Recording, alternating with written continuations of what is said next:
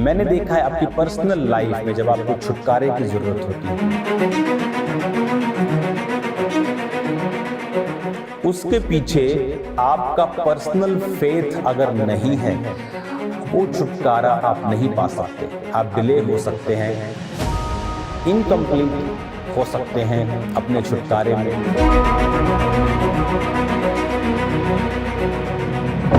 परमेश्वर कई बार वेट करते हैं कि आप एक पर्सनल स्टैंड लें अपनी लाइफ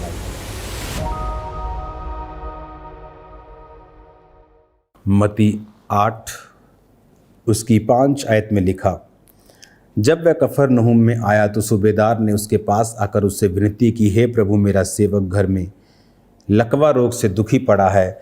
उसने कहा, मैं आकर उसको चंगा करूँगा। सूबेदार ने उत्तर दिया, हे प्रभु, मैं इस योग्य नहीं कि तू मेरी छत तले आए, केवल मुंह से कह दे, मेरा सेवक चंगा हो जाएगा। मैं भी पराधीन मनुष्य हूँ, सिपाही मेरे अधीन है। मैं एक से कहता हूँ जा तो वो जाता है, दूसरे से कहता हूँ आ तो वह आता है, अपने दास से कहता हूँ ये कर तो वह करता है। ये सुनकर यीशु को हैरानी हुई जो उसके पीछे आ रहे थे। प्रभु यीशु ने उनसे कहा, मैं तुमसे सच कहता हूँ, मैंने इज़राइल में भी ऐसा विश्वास नहीं देखा। हालेलुया। इस मसीही जीवन में, इस मसीही लाइन में मैंने एक बात देखी है कि जब भी आपको छुटकारा होता है या आपकी लाइफ में कोई मिरेकल होता है, उसके पीछे आपका पर्सनल फेथ ज़रूर होता है। या एक ऐसा व्यक्ति जिसके लिए कोई खास विश्वासी फेथ रख रहा है, जिस तरह आपकी माता जी हो सकती हैं, वो फेथ रख रहे हैं कि मेरा बेटा नशों से आज़ाद होगा, लेकिन ये एक अलग डिलीवरेंस है। लेकिन अपनी पर्सनल लाइफ में मैंने नोटिस किया है कि जो डिलीवरेंस है वो फेथ से जन्मती है हमेशा। यहाँ परमेश्वर क्यों खुश हुए उससे? अगर इसको कोई शारीरिक व्यक्ति पढ़े और उसे ये मत बताओ कि जब यीशु ने अचंभा किया और कहा कि मैंने ऐसा विश्वास तो अपनों में नहीं देखा, इस लाइन को अगर काट दो, तो अगर ये सेम पैराग्राफ आप किसी अन्य जाति को सुनाएं कि एक आदमी था, उसने यीशु मसीह को इनवाइट किया और कहा आकर मेरे सेवक को चंगा करे, और प्रभु यीशु मसीह चल पड़े थे और उसने यीशु मसीह को आने से मना कर दिया और कहा कि मुंह से ही कह दे। मैं डेफिनेटली कहता हूं, वो आप किसी को भी ये बात सुनाएंगे ना, तो सब कहेंगे कि जीसस क्राइस्ट गुस्सा करेंगे, उसको अच्छा नहीं लगेगा। ये एक दैट्स ईगो, ये एक नॉनसेंस की है इसने एक बदतमीजी की है कि पहले जीसस को बुला लिया और रास्ते से मैसेज कर दिया मत आ। बट जीसस खुश हुए, क्यों? कहता मैं भी पराधीन मनुष्य हूं। उसने जीसस को एक मैसेज भेजा, प्रभु मैं भी किसी के अधीन हूं, मेरा राजा, मैं उसके अधीन हूं, सिपाही मेरे हाथ में है, यानी सिपाही मेरे अधीन है। मैं एक से कहता हूं चल तू जा उधर, वो जाता है, दूसरे से कहता हूं आजा इधर, वो आता है, अपने किसी सिपाही को बोलता हूं ये कर, वो करता है। यानी मैं अथॉरिटी को समझता हूं। तू प्रभु है, तेरे पास अथॉरिटी है, तू मुंह से कह देगा तो मेरा सेवक चंगा हो जाएगा। जीसस खुश हुए, उसने कहा ये वो आदमी है जिसने अधिकारों को समझा है, जिसने ये समझा है कि मेरे पास दुष्ट आत्मा को निकालने का और बीमारियों को निकालने का अधिकार है। तो परमेश्वर उल्टा खुश हुए, उसने अपने विश्वास को दिखाया। मैंने देखा है आपकी पर्सनल लाइफ में जब आपको छुटकारे की ज़रूरत होती है, वो डिप्रेशन से हो, वो बीमारी से हो, समथिंग फाइनेंशियली हो, आपके परिवार का हो, आपकी पर्सनल लाइफ का हो, किसी भी तरह का वो हो, उसके पीछे आपका पर्सनल फेथ अगर नहीं है, वो छुटकारा आप नहीं पा सकते। आप डिले हो सकते हैं, इनकम्प्लीट हो सकते हैं अपने छुटकारे में। मेरी लाइफ का छुटकारा कैसे हुआ? पर्सनल फेथ कैसे? कि वचन पढ़ रहा था, प्रभु ने कहा मुझ में किया गया परिश्रम व्यर्थ नहीं जाता।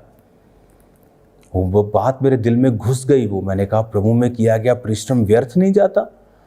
इसका मतलब अगर मैं अपनी हीलिंग के लिए परिश्रम करूं तो वो व्यर्थ नहीं जाएगा। इसका मतलब ये है अगर मैं मेहनत करूं तो मेरा जो डिप्रेशन बीमारियां मेरे पास है वो ख़त्म हो जाएंगी, क्योंकि उसमें किया गया परिश्रम व्यर्थ नहीं जाता। तो मैं अगर परिश्रम करूंगा इस चीज़ के लिए, अपनी बीमारियों को जानने का, तो व्यर्थ नहीं जाएगा। मेरे बात दिल में घुस गए, ऐसा लगा कि जीसस ने पर्सनली मुझसे आके ये बात बोली हो। और तब एक मेरी जर्नी शुरू हुई, विश्वासी से एक पास्टर बनने की जर्नी, क्योंकि उसमें मैं फास्टिंग करने लग गया। 40 फास्टिंग ख़त्म, फिर 40 शुरू। तो फास्टिंग स्टार्ट हो गई। तो क्या हुआ कि मैं इस वर्ड के ऊपर मेरा पर्सनल फेथ बन गया कि प्रभु कहता है, ये बंदा नहीं कह रहा, कोई पॉलिटिकल पार्टी नहीं कह रही कि मुकर जाएगी। प्रभु क्या कह रहा है? कहता है कि मुझ में की गई मेहनत व्यर्थ नहीं जाती। It was an eye opener, कि मेरे आंखें जैसे खुल गई हो, किसी ने पानी डाल दिया मुंह पे, कि प्रभु कहता है, इसका मतलब मुझे मेहनत करनी है तो मुझे फल मिलेगा। तो वो समय था जब मेहनत शुरू हुई, फल आया, हीलिंग आई। उसी सेम ईयर 5वीं बार मैं उस 40 फास्टिंग में था, या 5 पूरे हो चुके थे, 6ठी बार था, तो परमेश्वर ने मुझे आज़ाद किया। समटाइम आपका फेथ होता है जो लैक करता है, और वचन कहता है विश्वास सुनने से। किसको? आप गवाहियाँ सुनते हैं, वचन सुनते हैं, वीडियो टेस्टिमनीज को सुनते हैं, विश्वास पैदा होता है। कई बार सुनना मसीह के वचनों से, वो गवाही भी हो सकती है और वचन भी हो सकता है। मेन वो वचन की बात कर रहा है। जब आप गवाही सुनते हैं और वचन के बीच से वो बोलता है कि प्रभु ने ऐसा लिखा है तो मैंने ऐसा कहा, वो भी एक सुनना मसीह के वचनों से ही, आप वचनों को ही सुन रहे हो, डायरेक्ट या इनडायरेक्ट। लेकिन वचन को डायरेक्ट पढ़ना तो मतलब द बेस्ट। विश्वास सुनने से, सुनना मसीह के वचनों से। जब आप वचन को कई बार पढ़ते हैं तब भी आपके अंदर विश्वास पैदा होता है। परमेश्वर कई बार वेट करते हैं कि आप एक पर्सनल स्टैंड लें अपनी लाइफ में। वो चाहे पवित्रताई को बढ़ाने का हो, प्रार्थना बढ़ाने का हो, मेहनत करने का हो, वो आपका फेथ शो करता है। टाइथ बोने का हो, बहुत सारे लोग फैमिली टाइथ नहीं बोती, फाइनेंशियली इतना ब्लेस वो हो सकती हैं, जैसा परमेश्वर ने कहा कि मैं रखने की जगह नहीं होगी तेरे पास, इतनी बरकत दूंगा। एक्चुअल में वो वचन को लोग प्रयोग नहीं कर रहे हैं, क्योंकि उन्हें लगता है कि tithe is from old testament, लेकिन वचन ऐसा नहीं कहता। टाइथ ओल्ड टेस्टामेंट से भी पहले का है। ओल्ड टेस्टामेंट में लिखा है व्यभिचार ना करना, लेकिन यूसुफ के टाइम तो ओल्ड टेस्टामेंट भी नहीं था। तो कुछ चीज़ें आपके विवेक में डालकर परमेश्वर ने भेजी हैं। तो अगर फैमिलीज उसका प्रयोग करे, एक इंडिविजुअल उसका प्रयोग करे, तो वो मिलियनेयर बन सकता है, वो आगे जा सकता है, बरकत पा सकता है। सिर्फ पैसा ही सब नहीं होता, लेकिन अगर धर्मी के हाथ में हो जाए वो बड़े काम कर सकता है। Money is a defence. लेकिन जब तक उस वचन को आप पर्सनल बनाकर उस पर फेथ बिल्ड नहीं करते कि प्रभु कहता है अगर मैं टाइथ दूंगा तो इतनी ब्लेसिंग देगा, रखने की जगह नहीं होगी। इट वॉज आई ओपनर हो सकता है। गरीबी के श्राप को तोड़ने के लिए एक परमाणु हथियार हो सकता है, अगर मैं इसको अपना व्यक्तिगत बना लूं कि प्रभु के वचन में लिखा है कि वो गरीबी के श्राप को तोड़ेगा, फिजूल खर्ची को तोड़ेगा, रखने की जगह नहीं होगी, इतनी बरकत देगा, वो डैम गेट्स को खोल देगा। हिंदी में लिखा ना, काश के झरोखे, मतलब डैम गेट्स बोल रहा है। डैम के पीछे पानी आगे सूखा भी हो सकता है, तो परमेश्वर डैम गेट बंद कर देता है जो टाइथ नहीं देते। जब टाइथ देते उसने कहा मैं डैम गेट खोल दूंगा, इतना पानी दूंगा, रखने की जगह नहीं होगी, ब्लेसिंग्स का फ्लड आ जाएगा तेरे पास। लेकिन इस वचन को व्यक्तिगत बनाना इंपॉर्टेंट है। जब तक एक वचन को मैं व्यक्तिगत बना के उस पर फेथ नहीं करूँगी, वचन ये कहता है तो कब पूरा होगा। और वचन पढ़ना, वचन सुनना, गवाहियों को सुनना, वचन विश्वासी लोगों के साथ रहना, वो विश्वास को पैदा करता है। जब आप विश्वास में चले जाते हैं, उस समय आप विश्वास के ऊपर जब स्टैंड ले लेते हैं, देन चीज़ें आपकी लाइफ में बदलनी शुरू होती हैं। हालेलुया। यहां पर एक विश्वास की प्रभु ने बात की कि इज़राइल में भी मैंने ऐसा विश्वास नहीं पाया। फेथ, हर एक मिरेकल के पीछे फेथ। मैं प्रार्थना करूंगा, मैं मेहनत करूंगा, प्रभु मेरी मेहनत को व्यर्थ नहीं होने देगा। वैसे ही हुआ, एग्जैक्ट वैसा हुआ। और मैं आपको एक बात बता दूं, 40 फास्टिंग के दौरान प्रार्थना 2 घंटे, 3 घंटे, 4 घंटे, 6 घंटे, 8 घंटे भी कई बार, नाइट प्रेयर। यीशु मसीह ने फुल नाइट एवरीडे प्रेयर नहीं की, किसी रात फुल नाइट की, किसी रात भोर को की। मेरी भी प्रार्थना ऐसी थी, कभी फुल नाइट, कभी रात को 3 बजे तक, कभी 2 बजे तक, कभी सुबह को। मोस्टली मैं रात को करता था प्रार्थना। लेकिन मैं आपको जो बात बताने वाला हूं, चाहे मैंने फास्टिंग की, घंटों प्रार्थना की, चर्च अटेंड किया, लेकिन मैं आपको बताता हूं मेरे माइंड में मेरे को 5% भी ये गारंटी नहीं थी कि मेरा काम होगा। बड़ी देखो हैरानी वाली बात है ना। इधर मैं 40 रोज़े रख रहा हूँ, बॉडी को जला रहा हूँ ना, और उन रोज़ों में मुझे काम भी करना पड़ता था कि मैं अपने बिजनेस को चलाता था। तो ऐसा नहीं था कि फास्टिंग करके मैं बैठा हूँ। मेरी कौन सा चर्च थी, मैं एक बिलीवर था, और उस घर का बिलीवर था जो मसीह के विरोधी थे। तो आप सिचुएशन समझ सकते हैं। तो उस समय माइंड में फेथ नहीं था, लेकिन आपके माइंड में क्या है इससे मतलब नहीं जीसस को। आपके कर्म क्या हैं।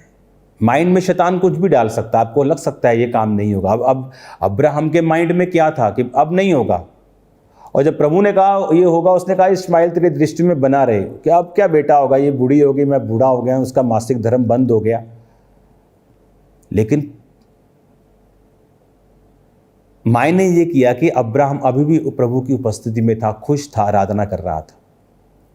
तो वही हाल मेरा था, दिमाग में मेरे था। लोगों को लगता है आपके अंदर बड़ा फेथ होगा जी, आप इतनी चीज़ें आपने पा ली, आप बड़े महान विश्वासी थे। अरे भाई, मेरे को 1% विश्वास नहीं था कि ये काम हो सकता है। पर मेरे कर्म डिफरेंट थे, कर्म वही थे, रोज़े, प्रार्थना, पवित्रता। चर्च कभी मिस नहीं किया। जब मैं बिलीवर था, आई थिंक अगर मुझे याद है तो सालों में शायद मैंने 1 संडे मिस किया। वो मैं आपको मैक्सिमम कह रहा हूँ, हो सकता है मैंने एक भी ना किया हो। मैं आपको मैक्सिमम कह रहा हूँ, बैक ऑफ द माइंड से, कि शायद 1 संडे, मैक्सिमम कह रहा हूँ, मैक्सिमम 1 संडे भी। क्यों? उसको नहीं प्रॉब्लम कि आपके दिमाग में क्या चल रहा है, आपके कर्म कैसे। दिमाग में मेरे हो प्रभु करेगा ही करेगा, कर्म ना बाइबल, ना प्रार्थना, ना रोज़े, ना प्रेयर, नथिंग, वो नहीं होगा, चाहे आपके दिमाग में जितना मर्जी फेथ हो, क्योंकि विश्वास कर्मों के द्वारा सिद्ध होता है। तो कई बार आपको लगता है कि this situation is impossible, but आप प्रेयर कर रहे हैं, आप फास्टिंग कर रहे हैं, you are fasting, you are praying, आप चर्च जा रहे हैं, आप पवित्रताई में बने हुए हैं, तो प्रभु वो देखेगा और आपको हील करेगा। जब मेहनत करनी है, दिमाग में क्या है, क्या आता है, इससे प्रभु को कोई मतलब नहीं है। वो आपके विश्वास को निर्धारित नहीं करता, क्योंकि दिमाग में कुछ भी आ सकता है। शैतान डाल सकता है, आपका मन डाल सकता है, लोग डाल सकते हैं, आपके करीबी डाल सकते हैं, पवित्र आत्मा आपसे बात कर सकता है। लेकिन वचन के साथ जब आप जुड़े रहेंगे, वचन में जो लिखा है करते रहेंगे, आप डिलीवरेंस पा लेंगे।